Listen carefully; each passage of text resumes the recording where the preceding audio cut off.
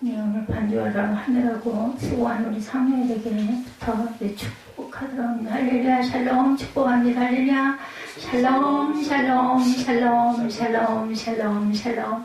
하나님 사랑합니다. 여러분 주 안에서 사랑합니다. 19장 3회라 말씀이죠. 잘들 아시겠지만 또 내용을 잘 모르는 19장을 기계가 46절까지 43절까지 있죠. 긴데 31절부터 39절까지만 읽었기에 19장 내용을 한번 쭉 살펴보면서 갑니다.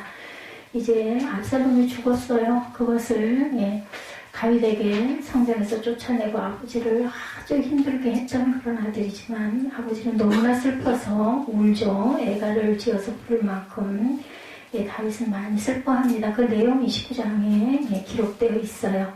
4절 1절을 보니까 어떤 사람이 요압에게 아뢰되 왕이 압살롬을 위하여 울며 슬퍼하시나이다 하니 왕이 그 아들을 위하여 슬퍼한다니 그날의 백성들에게 들리매 그날의 승리가 모든 백성에게 슬픔이 된지라. 전쟁에서는 이겼지만 압살롬이 죽었기 때문에 그날의 백성들의 싸움에 죽게 부끄러워 도망한 같이 가만히 성으로 들어가니라. 4절입니다.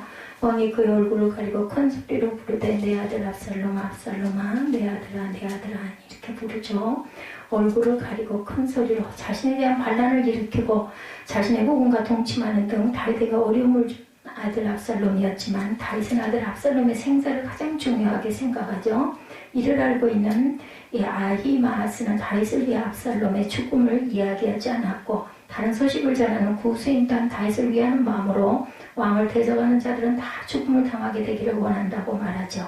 백성들이 다윗을 배반한 압살롬을 원수로 생각한 데 반해 정작 다윗은 백성보다 압살롬을 더 생각하고 부모의 마음이죠.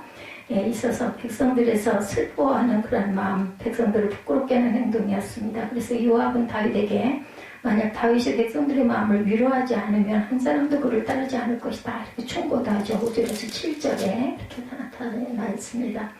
그리고 19장 8절에 보면 왕이 일어나 성문에 앉으며 어떤 사람이 모든 백성에게 말하되 왕이 문에 앉아 계신다 하니 모든 백성이 왕 앞으로 나오니라.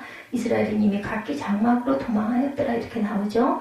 다윗이 자신을 따르는 백성들의 심정을 돌아보지 아니하고 죽은 압살롬만을 생각하자 요압은 충고하죠. 7절에 보면은 이제 곧 일어나 나가 왕의 부하 마음을 위로하여 말씀하옵소서. 내가 야훼를 두고 맹세하옵나니 왕이 만일 나가지 아니하면 오늘 밤에 한 사람도 왕과 함께 머물지 아니할지라. 그리하면 그 화가 왕이 젊었을 때부터 지금까지 당하신 모든 화보다 더 심하니라. 거의 협박에 가깝게 나가서 백성들을 위로하라 이렇게 충고를 합니다. 이 소리를 듣고 다윗이 일어났을 때 백성들이 다윗에게 나오는 장면이 8절에 나타나죠. 이로써 다윗은 압살롬을 피해 있었던 마하나임에서 다시 예루살렘으로 돌아오죠. 다시 자신의 품으로. 이때 이미 압살롬에게 기름을 부어 왕을 삼고 있었던 이스라엘 백성들은 각기 장막으로 도망을 합니다. 압살롬이 죽었으니 다시 다윗을 청하여 자신들의 왕으로 삼을 것을 논의하죠. 8절에서 10절 내용이에요. 이처럼 다윗이 10지파가 속한 이스라엘과 유다의 왕으로 다시 선택받게 된 것은 그의 선정을 기대해서가 아니라 압살롬의 죽음으로 인해 대신할 왕이 없었기 때문임을 10절에 나타내고 있습니다. 우리가 기름을 부어 우리를 다스리게 한 압살롬은 싸움에서 죽었거늘 이제 너희가 어찌하여 왕을 도로 모셔올 일을 잠잠하고 있느냐 하니라. 다윗 왕이 사독과 아비아달 두 제사장에게 소식을 전하여 이르되 너희는 유다 장로들에게 말하여 이르기를 왕의 말씀이 온 이스라엘이 왕을 궁왕궁으로 도로 모시오자 하는 말이 왕께 들렸거늘 너희는 어찌하여 왕을 궁으로 모시는 일에 나중이 되느냐 이렇게 이야기를 합니다. 20장에 기록된 세바의 반란도 이런 배경 속에서 다윗의 정권을 반대하고 일어난 난이 20장이 일어나죠. 이와 같이 다윗이 처음과는 달리 말년에 자신의 아들이 죽고 자신의 아들에 의해 반역을 당하고 도망다니고 백성들로부터 지지를 받지 못하고 버림을 받게 되는 일련의 고난을 당하게 된 것은 그가 밧세바를 범하여 하나님을 업신여기고 악을 행한 것에 대한 하나님의 징계 때문이다. 사무엘하 12장 9절에서 10절에 증거합니다. 구원에 대해서 9절에 말하죠. 이스라엘 모든 지파 백성들이 변론하여 이르되 왕이 우리를 원수의 손 안에서 구원하셨다 내셨고 우리를 블레셋 사람의 손에서 구원하셨으니 이제 압살롬을 피하여 그 땅에서 나가셨다 이렇게 얘기하고 있습니다. 구원은 원수의 손에서 구원하는 그러한 환경에서 구원을 받습니다. 구원의 세 가지 의미, 죄에서 구원하죠. 출애굽기 6장 6절에, 에베소서 1장 7절에, 골로새서 1장 14절에 증거합니다. 환경에서 구원하죠. 출애굽기 6장 7절이죠. 사무엘상 4장 3절에도 원수들의 손에서 구원한다. 에베소서 1장 7절은 피로 말미암아 속량, 곧 죄사함을 받았다라고 말씀합니다. 세 번째 구원은 영혼의 구원이죠. 출애굽기 6장 8절에 증거합니다. 베드로전서 1장 5절에도 말세에 나타내기로 예비하신 구원이다. 히브리서 2장 3절에는 큰 구원, 빌립보서 2장 12절에 복종하여 두렵고 떨림으로 너희 구원을 이루라 이렇게 얘기하고 있죠. 이 아마사에 대해서 9장 13절에 너희는 또 아마사에게 이르기를 너는 내 고립이 아니냐 내가 요압을 이어 항상 내 앞에서 지휘되지 아니하면 하나님이 내게 벌이에 벌을 내리시기를 바라노라 하셨다라. 모든 유다 사람들의 마음을 하나같이 기울게 하며 그들이 왕께 전가를 보내어 이르되 당신께서는 모든 부하들과 더불어 돌아오소서. 이래서 이제 결국 돌아오죠. 왕이 돌아와 요단을 이르며 유다 족속의 왕을 맞아 요단을 건너가게 하려고 길갈로 나옵니다. 그래서 바후림에 있는 베냐민 사람 게라의 아들 시므이가 급히 유다 사람과 함께 다윗 왕을 맞으러 내려올 때 이렇게 증거됩니다. 베냐민 사람 1000명이 그와 함께하고 사울 집안의 종 시바도 그의 아들 15과 종 20명과 더불어 그와 함께하여 요단강을 밟고 건너 왕 앞에 나와서 이제 마중을 맞이하는 거죠. 왕의 가족을 건너가게 하며 왕이 좋게 여기는 대로 쓰게 하려 하여 나룻배로 건너가니 왕이 요단을 건너가게 할 때 게라 아이들 시므이가 왕 앞에 엎드려 왕께 아뢰되 내 주여 원하건대 내게 죄를 돌리지 마옵소서. 내가 주 왕께서 예루살렘에 나오시던 날에 종의 패역한 일을 기억하지 마시오며 왕의 마음에 두지 마옵소서. 이렇게 고백합니다. 자기의 잘못을 비는 거죠. 야훼 기름 부으신 자를 저주하였어요. 그죠? 21절에 보면 그로 말미암아 죽어야 마땅하지 아니하겠나이까. 21절에 스루의 아들 아비새가 대답하여 이르되 시므이가 여호와의 기름 부으신 자를 저주하였으니 이로 말미암아 죽어야 마땅하지 아니하니까 다윗을 향해서 저주했었죠. 주의 종을 비방하거나 대적하여 저주받은 인물들이 많습니다. 함이 그랬고 미리암이 그랬고 고라가 그랬고 그죠. 사울왕을 존중히 여긴 다윗은 사울왕을 상당히 존중히 여겼어요. 자신을 죽이려고 그렇게 했지만 결국은 하나님이 기름 부은 자다 해서 존중하죠. 23절에 보니까 왕이 시므에게 이르되 내가 죽지 아니하리라고 그에게 맹세합니다. 사울의 손자 무비보셋이 내려와 왕을 맞으니 그는 왕이 떠난 날보다 평안히 돌아온 날까지 그의 발을 맵시내지 아니하며 그의 수염을 깎지 아니하며 옷을 빨지 아니하였더라. 예루살렘에서 와서 왕을 맞을 때 왕이 그에게 물어 이르되 무비보셋이여 내가 어찌하여 나와 함께 가지 아니하였느냐 하니 대답하되 내 주 왕이여 왕의 종인 나는 다리를 절므로 나귀 위에 한 장을 지어 그 위에 타고 왕과 함께 가려 하였더니 내 종이 나를 속이고 종인 나를 내 주와 함께 모함하였나이다. 내 주와 함께서는 하나님의 사자와 같으시니 왕이 처음대로 하옵소서. 그렇지만 다윗은 무비보셋을 굉장히 그저 후대하죠. 자신의 그 친구 요나단과의 그 서로의 언약을 끝까지 지키는 그러한 그 다윗, 굉장히 신의가 있는 다윗입니다. 그래서 31절 오늘 본문이죠. 무비보셋이 30절에 왕께 아뢰되 내 주 왕께서 평안히 왕궁에 돌아오시게 되었으니 그렇고 전부를 차지하게 하옵소서 하니라.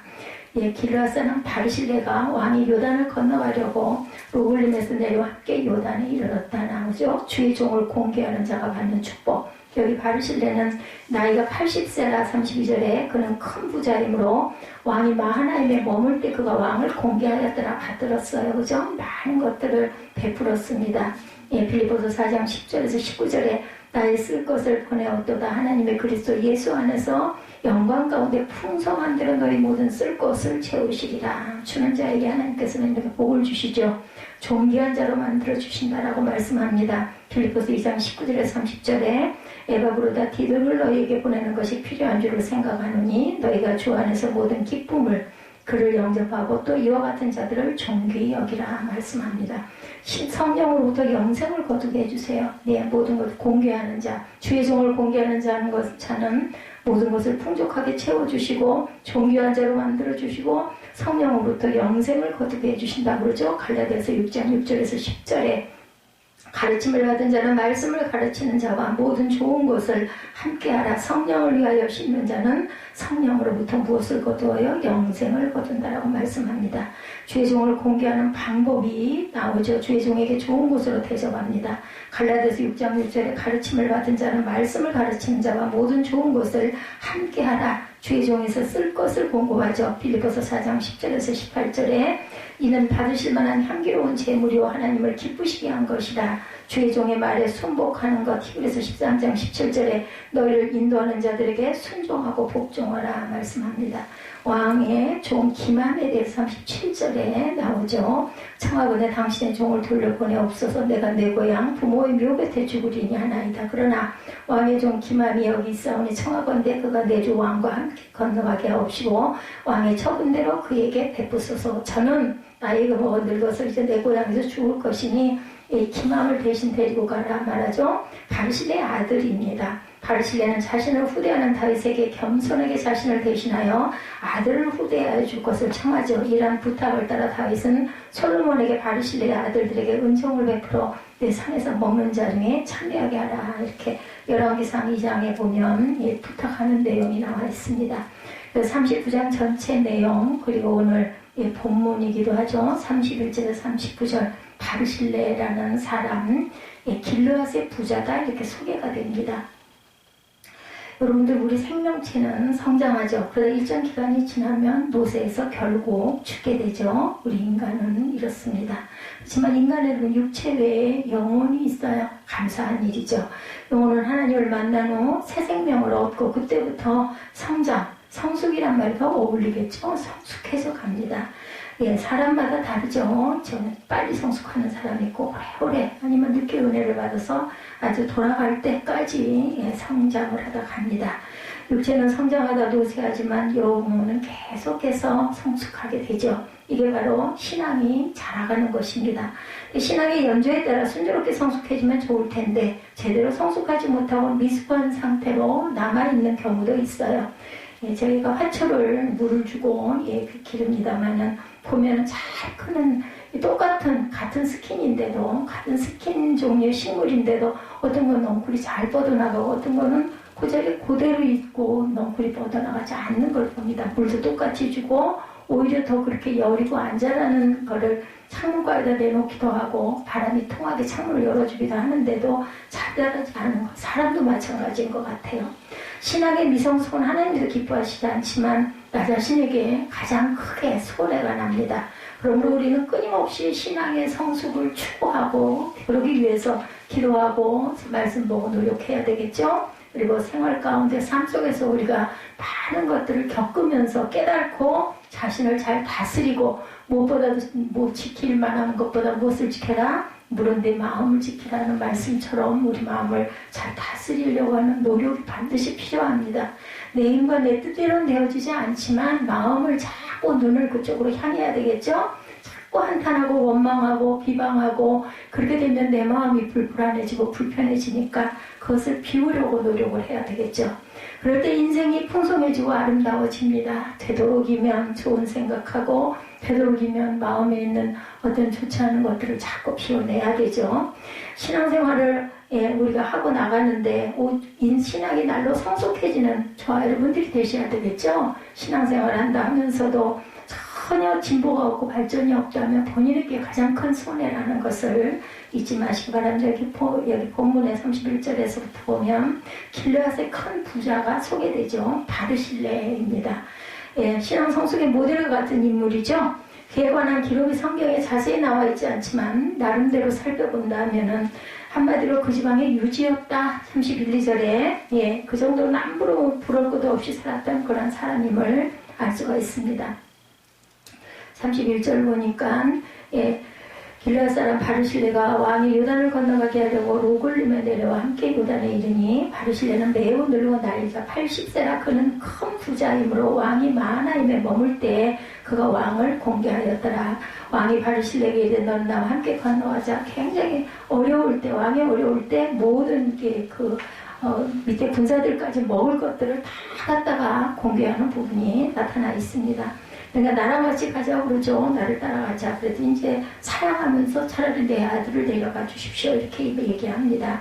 예, 이 정도면 남부를 곳 없이 살았던 사람임을 알 수가 있죠. 아주 덕도 많았던 그런 사람일 것 같아요. 그런데 그 성경에 기록된 것은 큰 부자고 유지였기 때문이 아니라 오직 그의 신앙 때문에 예, 성경에 나타나 있습니다. 완숙한 신앙, 그러면 그 신앙은 어떠했을까? 본문을 보면 한마디로 완숙한 신앙이라고 나타나는데 신앙의 성숙 과정을 보면 여러분들 아시죠? 그게 3단계입니다.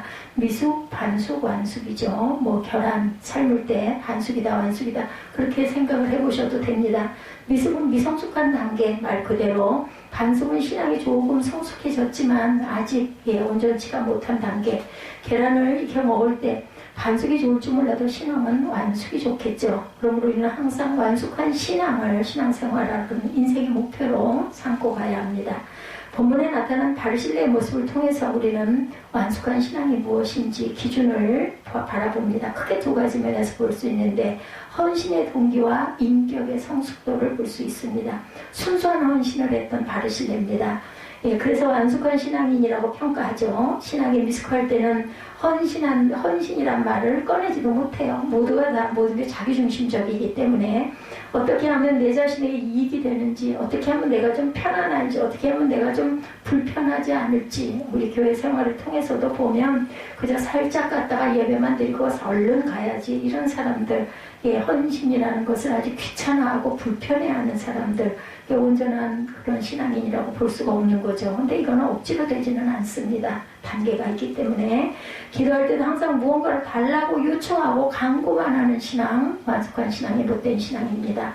조금 성숙해진 반숙의 단계가 되면 하나님의 은혜를 조금씩 알아가게 되죠. 그래서 자신이 자원해서 헌신을 하고 싶어 합니다. 근데 오래 가지는 못해요. 은혜 받았을 때는 헌신하다가 이게 반복이 되다 보면 너무 힘이 들다. 왜 나만 이렇게 수고를 해야 되느냐? 이거 좀 안 했으면 안 되냐? 다른 사람 없냐? 뭐 이제 이렇게 투덜거리기 시작하는 단계, 단수입니다.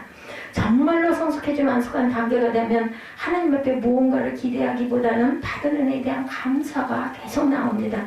고난 중에 있을지라도 그래도 이만하니 얼마나 감사합니까? 우리는 지금 요즘에 뭐 이제는 세대가요, 코로나 전 시대, 코로나 후 시대 이렇게 나뉠 것이다 이런 얘기가 많습니다. 코로나가 있다 보니 내가 이렇게 감기 걸리지 않고 호흡기 질환에 걸리지 않고 이렇게 어디를 다녀오고 해도 아무 문제 없는 거 우리는 알 수가 없어요. 그냥 그야말로 전혀 아까 전신갑주라는 찬양을 했지만 전신갑주를 입지 않은 전쟁에 나오는 사람이 투구와 창검도 들지 않은 상태의 모습입니다. 모두 다. 그냥 뭐 마스크를 한다는 것도 어떻게 보면 하나의 그냥 형식일 뿐이고 코로나가 걸리려면 마스크를 쓰기 아니야 몇 개월 둘러도 걸립니다. 어느 장소 어디에서 어느 차 속에서 아니면 어느 거리에서 어느 길에서 뭐 어떻게 아무리 안 다닌다고 해서 전혀 안 다닐 수가 없죠. 그런데도 지금까지 1년 이상을 1년이 이제 2월 첫 주에인가요? 그때 코로나 시작이 됐던 게 2020년 그랬던 것 같아요. 제 기억에. 1년 동안을 지켜주시고 큰 병 안 걸리고 이렇게 하나님께 꼬박꼬박 예배드릴 수 있고 건강하지 않으면 할 수 없거든요. 아무리 뭐 어디가 약하니 어디가 아프니 해도 이렇게 하나님 전에서 예배드릴 수 있게 뭐 여러 가지 준비하게 되죠. 그렇다 할지라도 얼마나 감사한가. 이게 이제 하나님께 헌신하고자 하는 마음, 이런 마음들. 뭐 저도 어떨 때는 너무 여러 가지 공고한 상황이 있고 하다 보면 투덜거리기도 합니다. 그래도 생각해보면 기적이다. 얼마나 감사한지 모른다. 하나님이 더 주시든 안 주시든 상관없이 너무 감사하다. 어려운 중에도 감사하다. 그리고 정말 이제 어떻게 할 줄을 모르겠어. 이럴 때가 되면은 특별히 기도하지 않았는데도 그때 헤쳐나갈 길을 주시고 피할 길을 주신 하나님 은혜가 저는 뭐 생활 가운데 늘 매일 왜냐하면 제가 할 수 있는 게 이제 정말 없기 때문에 젊어서는 힘도 있고 뭐 어느 정도 재정도 있고 그죠? 그러다 보니 내가 방법을 강구해가지고 뭐 이렇게도 해보고 저렇게도 해보면서 헤쳐왔는데 이제는 뭐 안 주시면 하늘에서 주시지 않으면 굶어서 죽게 생겼어. 건강도 하나님이 붙들어 주시지 않으면 살 수가 없는 상황이 되다 보니 모든 게 다 감사해요. 어떻든 감사. 누가 나를 찌르는 소리를 한다 할지라도 순간 속이 상하고 화가 나도 그래도 감사. 깨닫게 해주시니 감사. 이런 단계가 되죠. 이런 안숙 단계를 잘 표현해 주시는 성경 구절이 시편 116편 12절입니다. 내게 주신 모든 은혜를 내가 야훼께 무엇으로 보답할까? 이런 고백이 오더라는 거죠. 이미 주신 하나님의 은혜를 보답하려고 애를 쓰게 됩니다. 저는 마음이 평강하지 않으면 예배를 드립니다. 그러고 나면은 마음에 그죠? 예, 평강이 임하죠. 아무리 애를 써도 그 은혜를 다 갚지 못한다라는 고백이죠. 시편 기자의 중심에는 하나님으로부터 무언가 더 받고자 하는 소원이 전혀 없어요. 이것만도 얼마나 감사한가. 생각을 해보면 제가 살아온 세월이 기적이에요. 기적. 70여 년 세월을 살아오면서 배고파서 배고프고 정말 추워서 얼어 죽을 것 같고 이런 게 한 번도 없었다는 거. 이건 기적이구나. 오늘날에 제가 깨닫는 거죠. 그전에는 뭐 당연했어요. 밥 먹는 거 당연하지였는데 지금 보면 세계적으로 얼마나 그죠? 예, 정말 먹을 게 없어가지고 굶주리고 허덕이고 아이들이 태어나가지고 완숙하지 못한 아이로 태어나고 여러 가지 장애가 생기고 요즘에 또 얼마나 현대병이 많이 생겼습니까? 그죠? 이런 뭐 공황장애 예 말이나 들어봤습니까? 우리가 다 알지도 못하는 이름의 그런 그 여러 가지 질병들 그런 데서도 제가 청소년기를 잘 헤쳐오고 아무것도 모르고 헤쳐왔죠. 그리고 이 나이까지 먹고 입고 쓰고 지니고 만나고 사람 만남도 무서운 만남인데 거기서도 하나님이 지켜주시고 붙들어주시는데 그런 건 문득문득 많이 제가 깨닫기는 했습니다. 나를 이렇게 무방비 상태에서 어떤 사람을 만날지 알지 못하는 그런 상태 지금 코로나에 우리들 그냥 막 다니는 것 같이 저는 그렇게 다녔는데도 불구하고 악한 길로 빠져들지 않게 붙들어 주신 것은 이거는 내가 잘나서도 아니고 교만했죠. 당연하리라 생각을 했죠. 내가 아무리 철저하게 자동차 문을 잠그고 있은들 그죠? 광나루에서 수 없는 밤을 혼자 잠을 자면서 누가 와가지고 나를 어떻게 했을지 어떻게 알아요.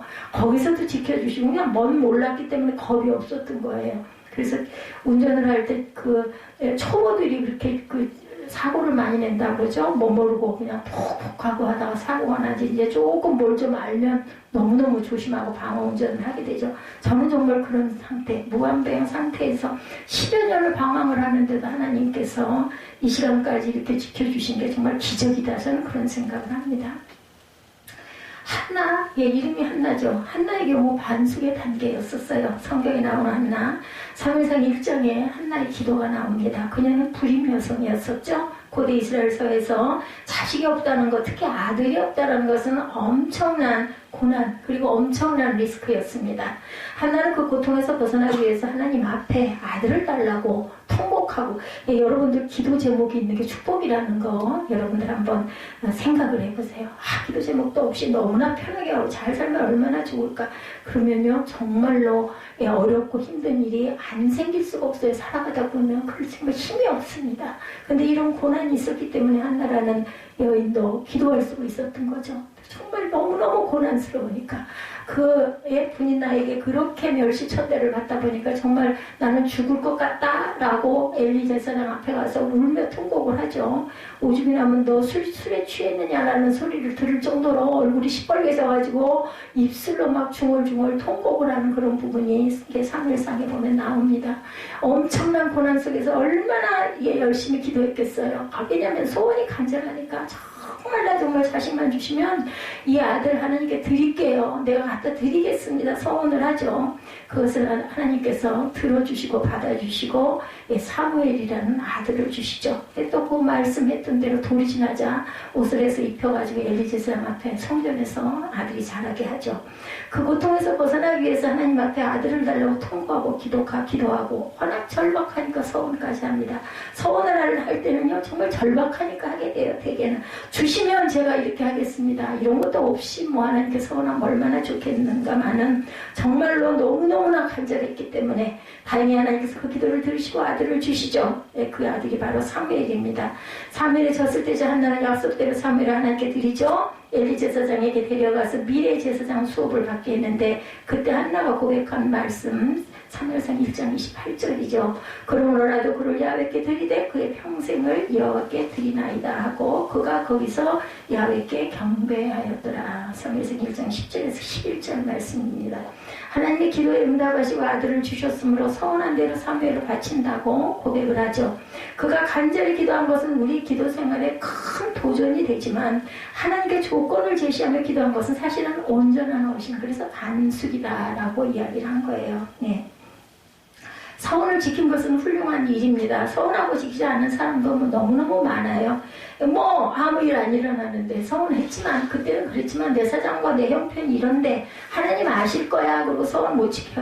근데 그거요 꼭 돌려받는다라는 거. 무엇으로 해도 그 잘못된 부분에 대한 것은 갚게 되어 있습니다. 아무리 하나님이 축복한 다윗 같은 경우도 그죠? 아까 제가 그 말씀드렸죠? 밧세바를 범한 일로 인해서 성전에서 쫓겨나고 아들이 반란을 일으키는 이 모든 고난들이 그냥 일어난 건 아니라는 거죠. 많은 사람들이 신앙이 미숙할 때는 무조건 달라고 기도하고 서원을 하고도 나중에 언제 그랬냐는 식으로 펑크를 냅니다. 그런 것을 감안하면 정말 한나는 훌륭했어요. 그리고 한나의 말년에 완숙한 신앙으로 성숙해졌을지도 모르지요.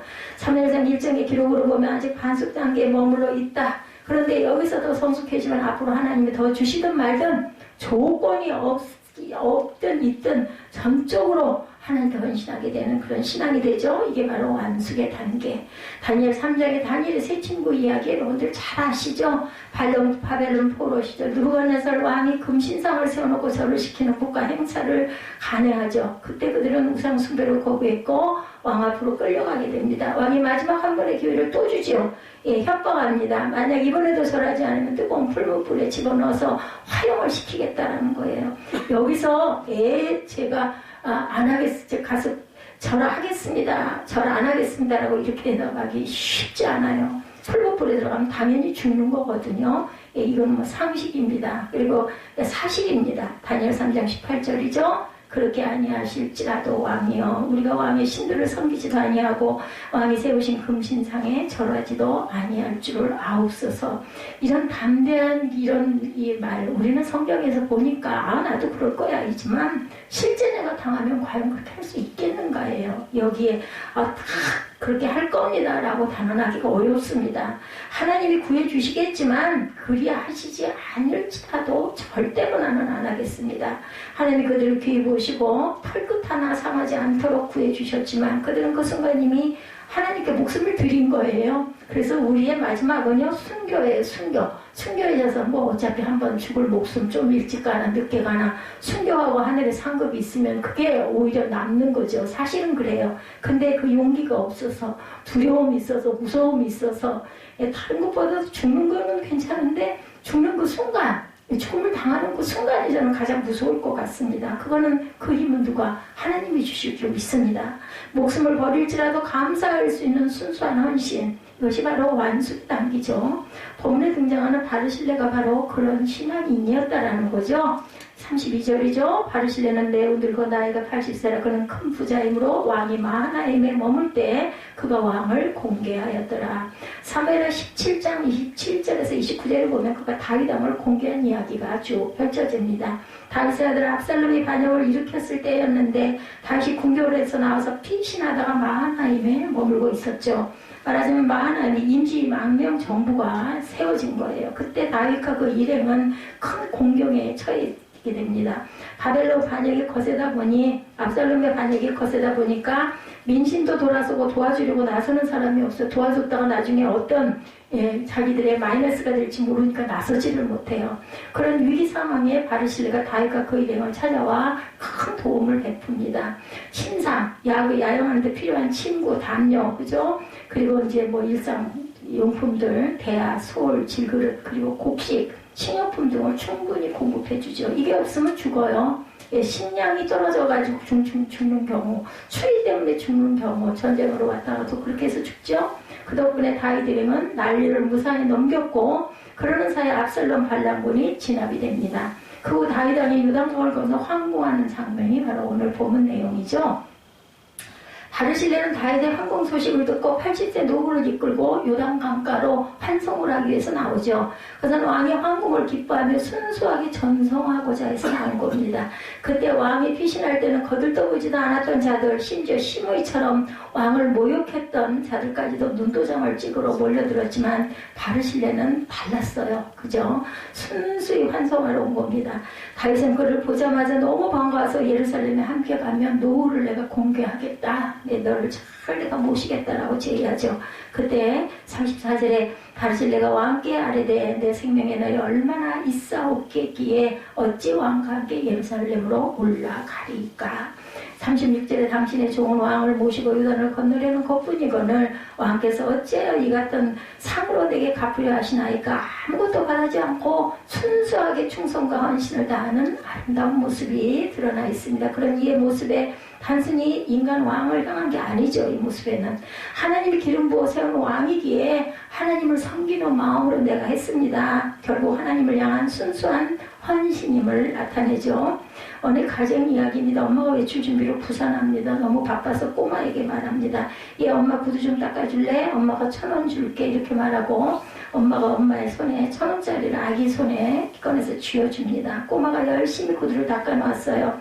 엄마가 외출하려고 구두를 신다가 이상한 느낌이 있어서 구두 속을 들여다보니까 1,000원짜리와 쪽지가 있는 거예요. 쪽지에는 삐뚤삐뚤한 글씨로 적혀 있습니다. 엄마 이 돈 필요 없어요. 도로 가지세요. 저는 그저 엄마를 사랑해서 즐거운 마음으로 했을 뿐이에요. 엄마는 그 글을 보고 눈시울이 뜨거워지죠. 어린아이의 작은 이야기지만 순수한 헌신의 의미를 가르치죠. 우리가 신앙생활하면서 하나님께 이미 받은 은혜가 너무 크기에 내가 하나님을 정말 사랑하기에 아무런 보상을 기대하지 않고 충성스럽게 헌신하는 것, 그게 완숙한 신앙인의 모습이죠. 저와 여러분도 이런 완숙한 신앙에 이르시게 되기를 주님의 이름으로 축복합니다. 성화된 인격이 나타나죠. 성화된 인격의 사람이었어요. 이 바르실레는. 그래서 완숙한 신앙인이라는 평가를 받는데 하나님의 백성된 우리에게 분명히 말씀하죠. 레위기 19장 2절 이하에 보면 너희는 거룩하라. 이는 나 야훼 너희 하나님이 거룩함이라 말씀합니다. 우리가 하나님의 자녀고 백성이 됐다면 당연히 거룩하신 하나님을 닮아야 되겠죠. 우리가 구원받는 것은 십자가 대속의 은혜를 믿음으로 된 것이지만 그 후에 죄와 싸워 이기고 거룩한 하나님의 형상을 이루어 가야 합니다. 이를 가리켜 성화 과정이라고 부르는데 이것은 모든 성도들이 추수구할 평생의 과제죠. 그리고 하나님이 우리는 택하시고 구원하시는 목적이기도 합니다. 로마서 8장 29절이죠. 신학교 다닐 때 롬팔이고 이렇게 배웠습니다. 하나님의 미리 하신 자들을 또한 그 아들의 형상을 본받게 하기 위하여 미리 정하셨으니 이는 그로 많은 형제 중에서 맏아들이 되게 하려 하십니다. 하나님의 가족으로 우리를 부르셨다라는 거예요. 하나님 아버지 예수님은 큰형님, 우리는 하나님의 자녀고 예수님의 동생들. 그래서 뭐 어느 가정에서 예수를 믿게 되니까 아버지가 그랬다고 그러죠. 예, 나는 하나님 아버지를 사랑하니까 너는 내 손자요 뭐 이렇게 얘기를 해서 무섭다라는 그런 이야기가 떠오릅니다. 하나님 아버지와 예수님의 형상으로 우리가 성화되어 가야 합니다. 그게 바로 하나님의 가족에게 어울리는 인격입니다. 그럼 우리는 신앙의 연주가 깊어질수록 나이가 들수록 성화된 인격으로 변화되어야 되겠죠. 일찍 은혜를 받고 일찍 예수를 믿으면 이런 부분에 있어서 큰 은혜고 축복이에요. 예수를 믿어서 감사가 넘치면 여러분들 얼굴빛이 이뻐져요. 그리고 나이도 들지 않고 늙지도 않습니다. 얼굴빛이 이뻐지면 마음에 평강이 있으니까 기쁨이 있으니까 예수 믿는 것처럼 정말 뭐 예전에 금광 발견하면 노다지라고 하면 노다지 광이라고 저는 생각을 합니다. 육신은 늙어갈지라도 영혼이 더욱더 순수해지고 인격은 더욱 아름다워지고 그래서 바울이 고백하죠. 고린도후서 4장 16절에 그러므로 우리가 낙심하지 아니하노니 우리의 겉사람은 낡아지나 우리의 속사람은 날로 새로워지도다. 바르실레는 정말 이 말씀 그대로 거룩하고 아름다운 인격의 소유자였습니다. 그는 다윗 앞에 고백하죠. 35절에 내 나이가 이제 80세라 어떻게 뭐 좋고 흉한 것을 분간할 수 있사오며 음식의 맛을 알 수 있사오리까. 지금의 80하고는 달라요. 그죠? 그때는 굉장한 노쇠한 나이이기도 하죠. 나이가 들면 음식의 맛을 알 수 없다는데 제가 맛있는 걸 잘 몰라요. 요 부분 보면서 자꾸 그 생각이 들더라고요. 이종이 어떻게 다시 노래하는 남자나 여인의 소리를 알아들 수 있사오리까? 어찌하여 종이 내 주와 함께 아직도 누를 끼치리까? 제가 거기 가봐야 임금에게 왕에게 누구만 끼친다. 신경만 끼칠 것이다. 난 아무 쓸모가 없다. 이런 이야기 자신을 겸손하게 낮추는 거죠.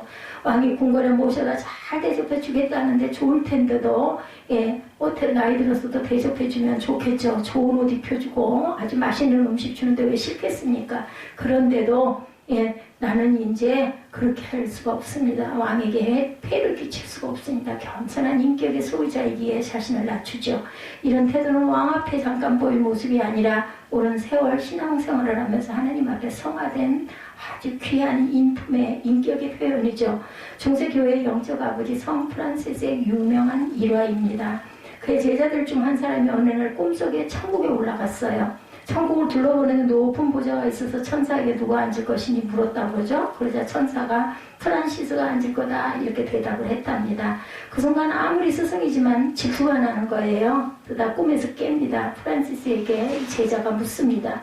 선생님, 당신은 스스로를 어떤 사람이라고 생각합니까? 프란시스는 그 질문에 이렇게 대답했다고 합니다. 나는 이 세상에서 가장 악한 인간이지. 그 말을 듣고 제자가 항의합니다. 선생님의 대답은 위선입니다. 모두 다 당신을 성자라고 추앙하는데 그럼 우리는 뭐가 됩니까? 프란시스는 빙그레 웃으며 다시 대답합니다. 자네가 나를 몰라서 그래. 만일 내가 받은 은혜를 다른 사람들이 받았더라면 그들은 나보다 훨씬 더 훌륭한 사람들이 됐을 걸세. 내가 얼마나 많은 사람의 은혜를 받았는지 자네는 모를 걸세. 이게 진정한 겸손이겠죠. 세월이 갈수록 하나님 앞에 자기 자신이 얼마나 부족한지를 절실히 깨달을 수 있는, 느낄 수 있는 그런 사람이 성화된 인격자죠. 이런 완숙한 신앙과 비교할 때 내가 얼마나 부족한지, 그렇죠? 그러나 포기하지 말고 평생의 목표로 삼고 가시기 바랍니다. 신앙생활을 오래 하다 보면 나 자신도 모르게 매너리즘에 빠져서 성숙해지는 영적 노력을 게을리하는 경우가 있게 됩니다. 그러면 우리의 신앙이 완숙이 아니라 반숙의 상태로 그냥 그대로 우리 결혼 반숙으로 일부러 삼으려고 그러면 더 끓여야 될 거 안 끓이잖아요. 그리고 얼른 끄죠.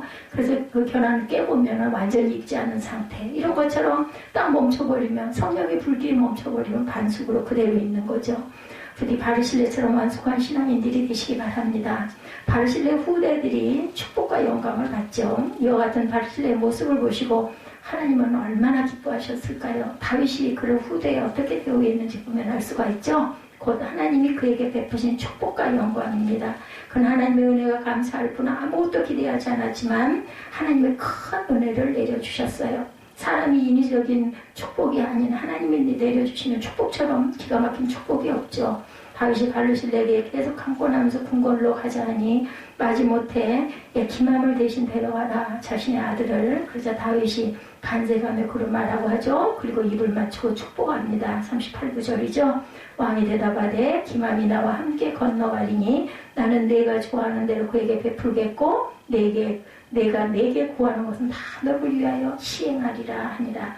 백성이 다 요단을 건너매 왕도 건너가서 왕이 바르실레에게 입을 맞추고 그에게 복을 비니 그가 자기 곳으로 돌아가니라. 이것은 단순히 왕이 축복한 게 아니라 하나님의 축복이고 영광입니다. 후일 다윗이 임종시 솔로몬에게 유언을 하죠. 그 중에 바르실레에 관한 언급이 있습니다. 열왕기상 2장 7절에 보면 마땅히 길르앗 바르실레의 아들들에게 은총을 베풀어 그들이 내 상에서 먹는 자 중에 참여하게 하라. 내가 내 형제 압살롬의 낯을 피하여 도망할 때 그들이 내게 나왔느니라. 이렇게 잊지 않고 유언까지 합니다. 다윗은 바르실레의 헌신을 기억하며 솔로몬에게 두고 갚으라고 유언하죠. 이처럼 하나님 앞에 순수하게 헌신하는 사람, 그리고 하나님을 닮는 성화된 인격을 가진 사람을 하나님이 기뻐하십니다. 본인이 기대하지 않아도 축복해 주시죠. 특별히 후손들까지 축복합니다. 다윗의 증거입니다. 시편 37편 25, 6절에 보면 내가 어려서부터 늙기까지 의인이 버림을 당하거나 그의 자손이 걸식함을 보지 못하였도다. 그는 종일토록 은혜를 베풀고 꾸어주니 그의 자손이 복을 받는도다. 십계명 가운데도 출애굽기 20장 6절에 나를 사랑하고 내 계명을 지키는 자에게는 천대까지 은혜를 베푸느니라. 말씀대로 사는 신앙인에게는 후손들까지 자자손손 축복해 주신다는 약속입니다. 그리고 무엇보다 천국에서 영원히 빛나는 영광을 얻게 되겠죠. 세월은 신속히 갑니다. 이런 계절에 우리 각자의 신앙을 되돌아보면 좋겠고, 특히 이렇게 어려운 때에 우리가 우리 자신을 좀 되돌아보고 더욱더 깊이 삶 속에서 기도하시기를 주의 이름으로 축복합니다. 여러분들 반숙하지 마시고 만숙하시기를. 신앙만은 결하는 영양이 반숙이 좋다지만 신앙만은 완숙한 단계까지 성숙하게 자라가시는 저의 분이 되시기를 주님의 이름으로 축복합니다.